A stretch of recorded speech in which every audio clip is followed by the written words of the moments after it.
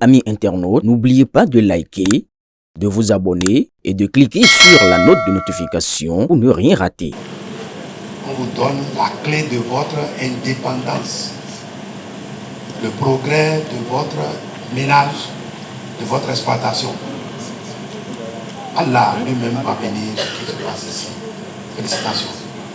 C'est ainsi que le ministre de l'Agriculture, de l'Élevage et de la Pêche a procédé ce jeudi 4 décembre 2025 à la remise d'équipements et de matériel agricole pré- et post-récolte aux bénéficiaires les plus méritants du projet de développement intégré des chaînes de valeur agricole PDI-CVA.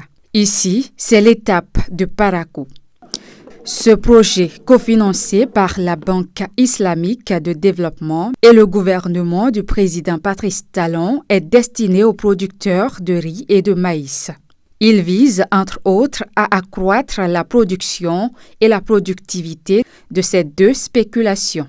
Son principal objectif est de contribuer à accroître la production et la productivité du riz et du maïs pour renforcer la diversification économique, assurer la sécurité alimentaire, créer les opportunités d'emploi durables et améliorer les revenus des ménages agricoles. Ainsi, le PDI-CVA concentre ses efforts sur le développement des chaînes de valeur agricoles en s'attachant à lever toutes les principales contraintes qui freinent la production et la commercialisation des deux spéculations.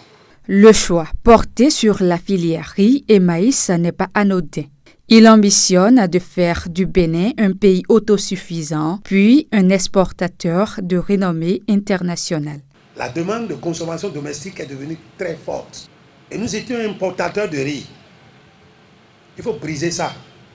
Au-delà de la couverture de nos besoins domestiques, notre pays était une plateforme de réexportation de riz vers, vous connaissez de quoi je parle.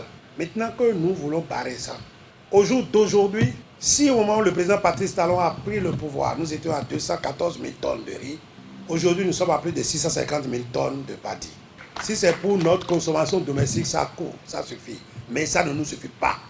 Puisque c'est d'ici qu'on réexportait le riz vers le Nigeria, nous devons doubler cette capacité-là. Nous devons tripler cela, tant que c'est possible, pour non seulement couvrir nos besoins domestiques, mais absolument être le pays qui fournit du riz aux autres.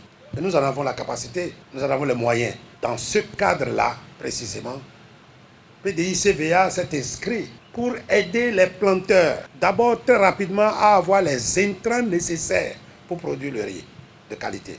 Les autorités présentes à cette cérémonie de remise de dons ont toutes salué cette vision du chef de l'État, Patrice Talon. Pour l'étape de Parakou, les kits sont constitués essentiellement de 30 motoculteurs de 14 chevaux avec accessoires et de 75 faucheuses de riz.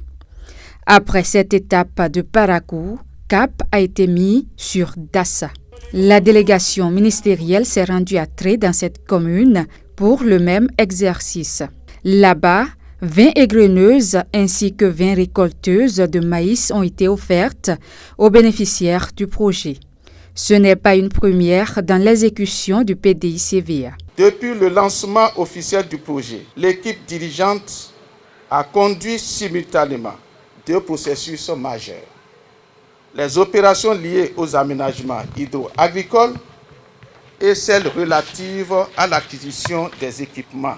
Et aujourd'hui, nous pouvons affirmer que le PDI-CVA a réussi à mobiliser pour les acteurs de sa zone d'intervention 500 motopompes, 75 faucheuses à riz, 20 batteuses de riz, 25 moissonneuses batteuses de riz, 20 kits complets de moissonneuses égreneuses de maïs, 30 motoculteurs, 5 trieuses optiques, une chaîne complète de traitement de semences, 12 kits d'équipements de promotion market pour mieux animer les plateformes commerciales en cours de réalisation par le projet. À cette étape de Dassa, le ministre de l'Agriculture, Gaston Dossoui, a salué le dynamisme du coordonnateur national Idrissou Bako, qui n'a ménagé d'aucun effort pour la parfaite exécution du projet.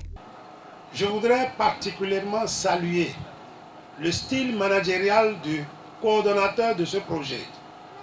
Il ne m'arrive pas de le faire, mais je vais le faire ici publiquement. Pourquoi? Parce que beaucoup de projets attendent l'avant-dernière année, la dernière année avant d'acheter des équipements, on met en place. On ne sait pas comment c'est utilisé, le projet est terminé. Nous sommes à peine à mi-chemin et ils mettent en place tout ce qu'il faut comme package pour accompagner les producteurs et les suivre au moins pendant 2 ans et demi avant la fin de ce projet. C'est ça ce que vous avez fait de mieux et je vous en félicite. Ayant une parfaite maîtrise du domaine agricole, notamment des filières riz et maïs, le ministre a prodigué plusieurs conseils aux producteurs. Les bénéficiaires, aussi bien à Paracocat Dassa, ont exprimé leur reconnaissance à travers leurs représentants. Nous sommes particulièrement sensibles à l'attention portée par le gouvernement à l'égard du monde rural.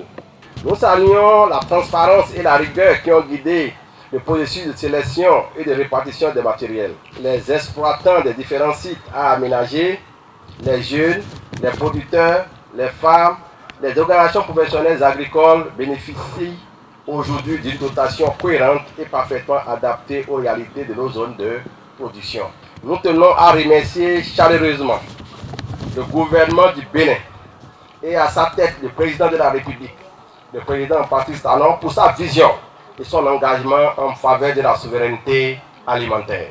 Au total, 16 communes sont concernées par ce projet. Malanville, Karimaman, Kandi, Banikwara, Gogounou, Bembereke, Sinandé, Kalale, Neki, Ndali, Tchaourou, Savé, Glazoué, Dassa, Savalou et Bante. Le projet PDI-CVA suit son cours pour des résultats encore plus prometteurs.